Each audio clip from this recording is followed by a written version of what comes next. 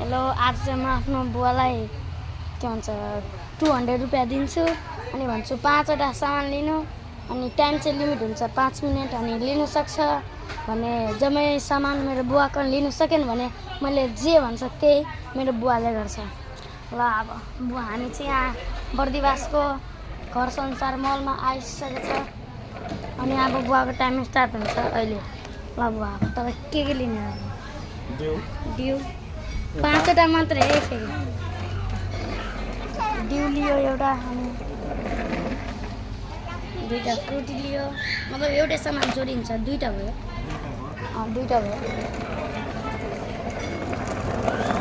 सामान चाहिँ सही छ। यहाँ चाहिँ सानो बहिनी छ बिस्तारी बिस्तारी यहाँ लाग्छ अनि यो बिस्कुट प्राइस नहेरिकन राखिदियो अझै केही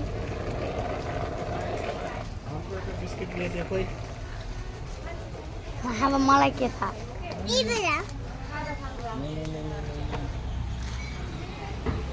करिब धेरै करिब छ।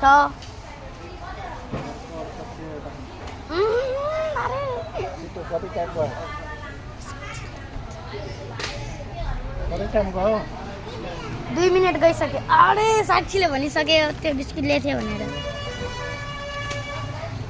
कतिवटा सामान भयो 1 2 3 4वटा सामान भइसकेको छ अनि लास्ट एउटा हो बाँकी के लिने भयो। यहाँ चक्लेटहरूको पनि धेरै अप्सन छ र एउटा किटक्याट उठाइसकेको छ। हामी बिल तिर्नु गइरहेको छ कति प्राइस भएको छ टोटल अब खोइ अब मलाई लोस हुन्छ कि बुवालाई लोस हुन्छ यही यति सामान छ। हेरौँ कति बिल पालो अहिले आउँछ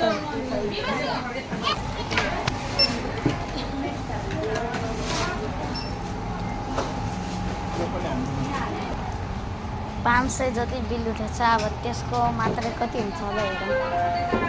बिल चाहिँ यहाँ आइसकेको छ अब सामान कति अब चाहिँ बुवाले देखाउँछ रे कति कतिको के भएको छ रे। ल अब कतिको यहाँ चाहिँ बिल छ हेर्नु सक्नु होला यहाँ बिल छ। अब कतिको होला त सामानै लास्टमा भन्दैछु हामीले त टोटल चाहिँ यहाँ 274 रुपियाँ भयो। मेरो चाहिँ 1 रुपियाँ पनि खर्च भएन जम्मै पैसा बुवाले तिर्नु भएर मेरो 200 रुपियाँ सलामत छ। लगायत यो यस ब्लगको यही हो। ल बाई बाई अन्त ल।